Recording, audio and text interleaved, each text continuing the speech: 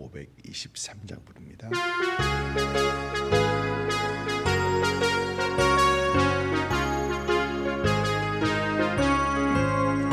모든 죄악길에서 목자 없는 양같이 모든 사람 길 찾아 헤맨다.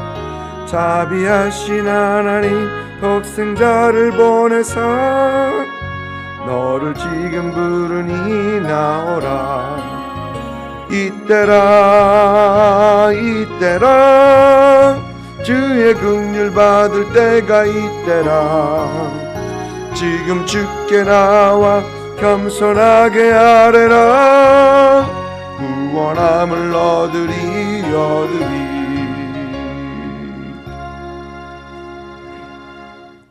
아멘. 로마서 9장 14절부터 24절까지입니다. 로마서 9장 14절부터 24절까지 우리가 잠목소리를 읽습니다. 그런즉 우리가 무슨 말을 하리요? 하나님께 불의가 있느냐? 그럴 수 없느니라. 모세에게 이르시되 내가 긍휼히 여길 자를 긍휼히 여기고 불쌍히 여길 자를 불쌍히 여기리라 하셨으니 그런즉 원하는 자로 말미암도 아니요 다른 박질하는 자로 말미암도 아니요 오직 긍휼히 여기시는 하나님으로 말미암이니라.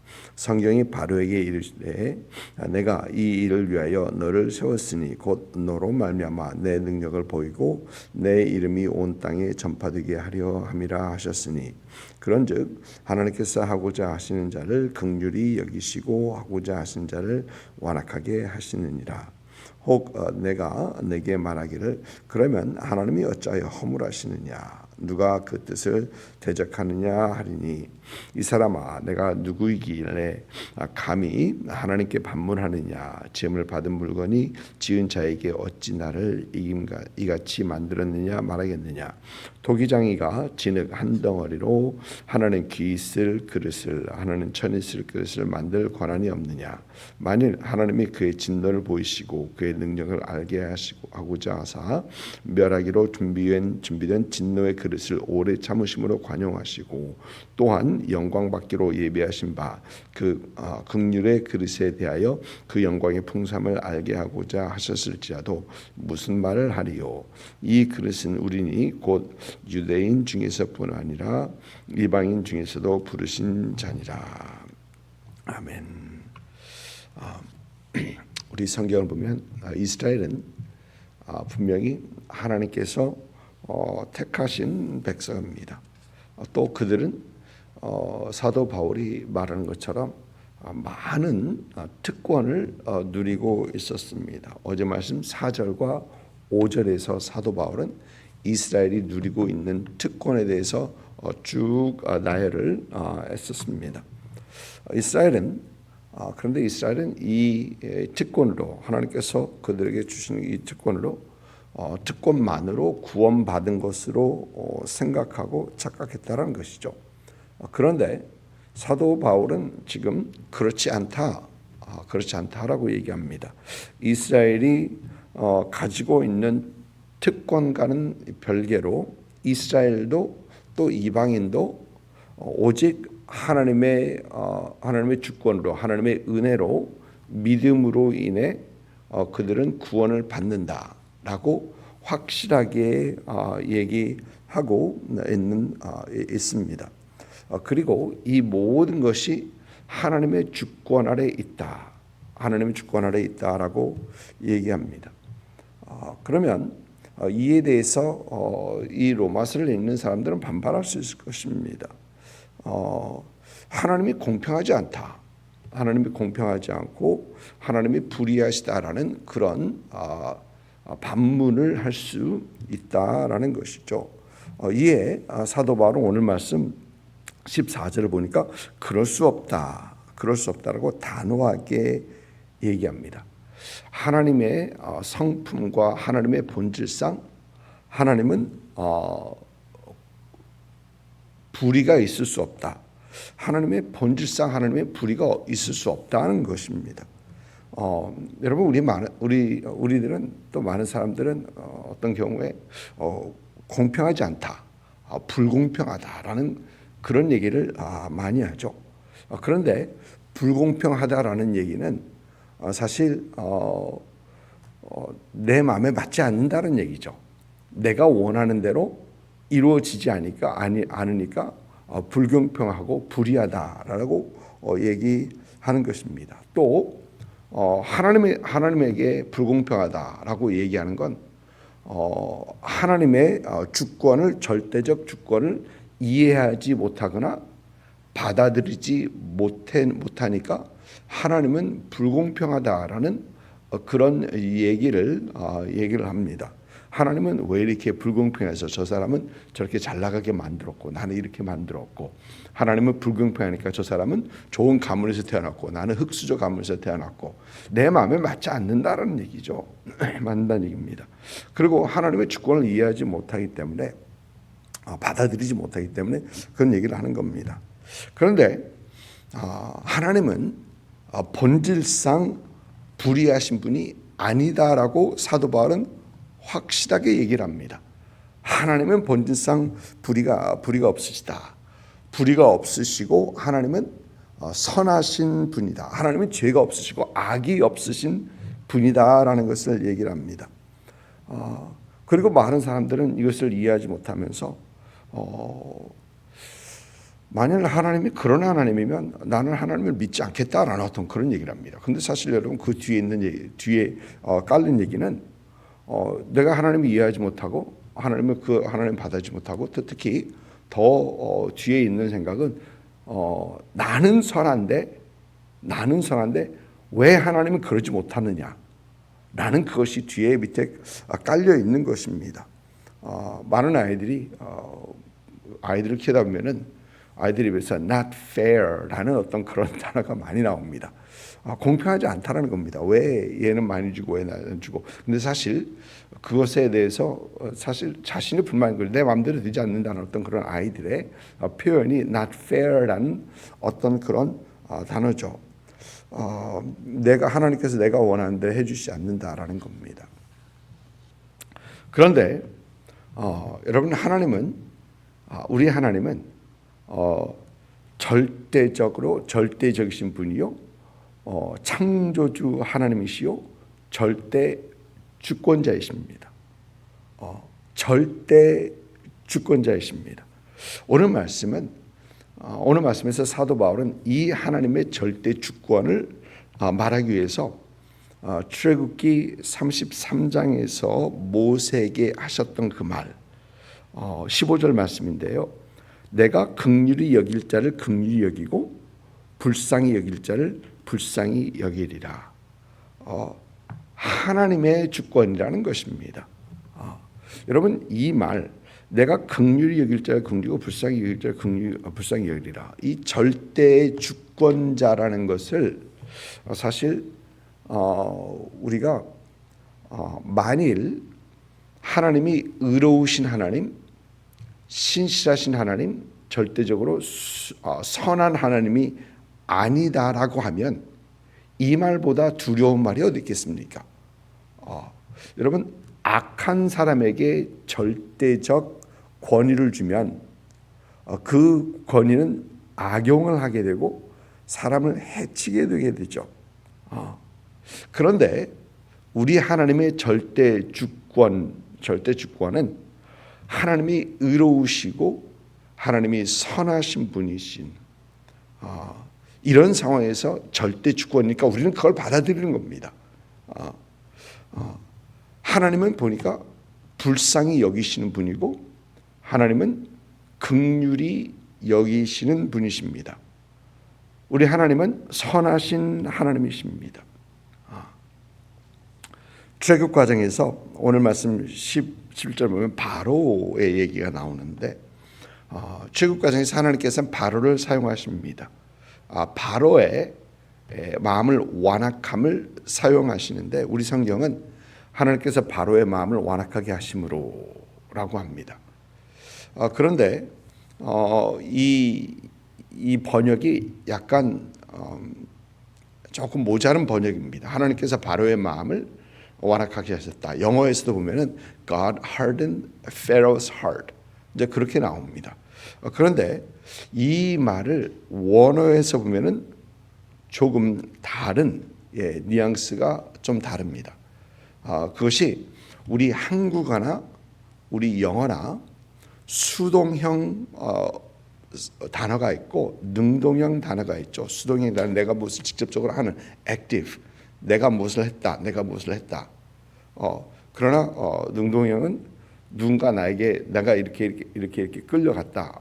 그 내가 한 건 아니죠. 그러니까 active하고 passive라는 어떤 그런 얘기인데 히브리어에서는 우리 한국과 영어에서는 수동과 능동 딱 두 개입니다. 그런데 히브리어에서는 middle, 중간, voice라는 게 있습니다. 신학교 때 히브리어를 공부하면서 이 바로가 자신 마음을 굳게 했다. 하나님께서 바로의 마음을 완강하게 하셨다. Pharaoh hardened his heart. God hardened Pharaoh's heart. 그걸 가지고 제가 신학교 교수님에게 질문한 적이 있었어요. 그러면 바로가 잘못하지 않은 거 아니냐? 지금 이 얘기하는 겁니다. 그러니까 신학교 교수님이 그걸 설명해 주십니다. 액티브가 있고 패시브가 있고 미러이 있는데 미러 보이스라는 것은 처음에 마음을 완강하게 한 것은 바로다. 그런데 하나님께서 그 바로의 완강함을 하나님께 더하시고 사용하셨다는 겁니다. 그러니까 하나님이 바로의 마음을 완강하게 하심에 그것은 처음에는 바로가 먼저 자신의 마음을 완강하게 했기 때문에 하나님께서는 그 바로의 완강함을 더하시고 그것을 하나님의 뜻을 위하여 사용하신 것이다라고 얘기를 합니다. 그래서 맞지, 그럼 그렇지. 우리 하나님께서 불의가 있을 수가 없으시지라고 하면서 이해를 했던 기억이 있습니다. 여러분, 우리는 하나님의 도구로 쓰임 받기를 원합니다. 도구로 쓰임 받기 원합니다. 그런데 그 도구는 선한 일에 쓰임 받는 그 도구가 돼야 된다라는 것이죠. 어떤 분들은 그런 얘기를 해요. 가룟 유다가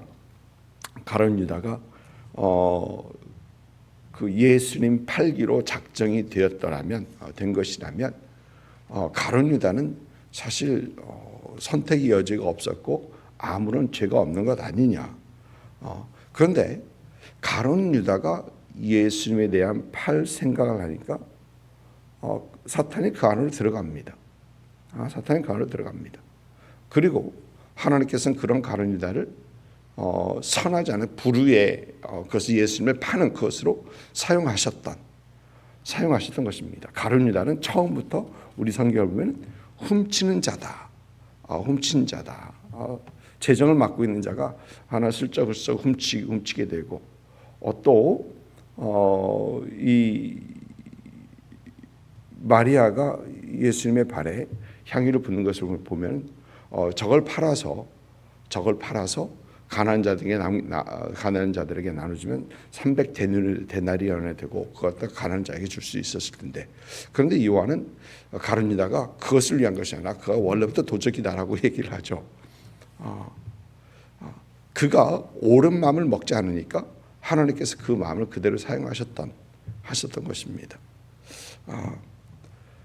많은 사람들은 하나님이 불공평하다라고 얘기를 하는데 사실 그 뒤에 가장 큰 문제는 나는 공평한데 왜 하나님은 그렇지 못하느냐, 또 나는 하나님을 판단할 수 있는, 하나님을 심판할 수 있는 그런 위치에다가 올려놓은 것입니다.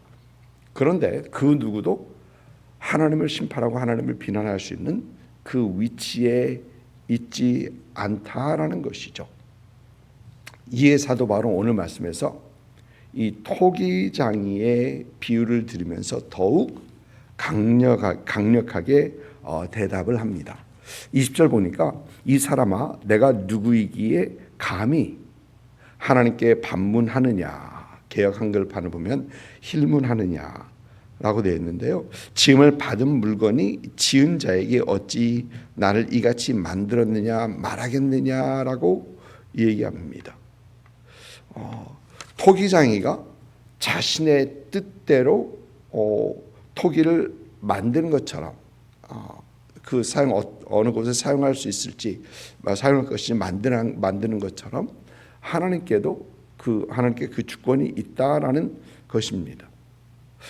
그리고 재미있는 표현은 22절을 보니까 만일 하나님이 그 진노를 보이시고 그 능력을 알게 하고자 하사 멸하기로 준비된 진노의 그릇, 멸하기로 준비된 진노의 그릇입니다.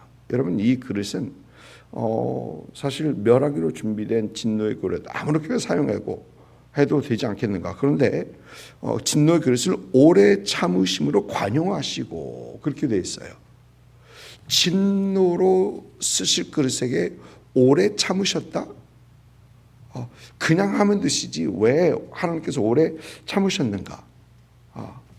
끝까지 돌이키고 회개할 기회를 주시는 것입니다.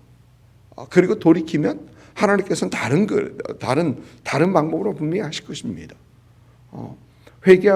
진노의 그릇을 사용할 그 사람에게도 하나님의 은혜가 있지 않았냐? 있었다는 겁니다. 하나님께서 오래 참으셨고 하나님께서 기다리고 긍휼을 베푸셨다는 것입니다. 여러분, 저와 여러분은 참 우리가 신앙생활하면서 참 원하는 것은 하나님의 귀한 그릇, 영광의 그릇, 긍휼의 그릇으로 쓰임 받는 것입니다. 여러분, 그리스도인으로서 참 무엇보다도 참 감사하고 우리가 감격이 있는 것은 하나님께서 나 같은 자를 사용하셔서 하나님의 사랑을 보이시고 하나님의 그릇으로 쓰신다는 것. 하나님, 내가 아무것도 아닌데 왜 나를 쓰시는가요?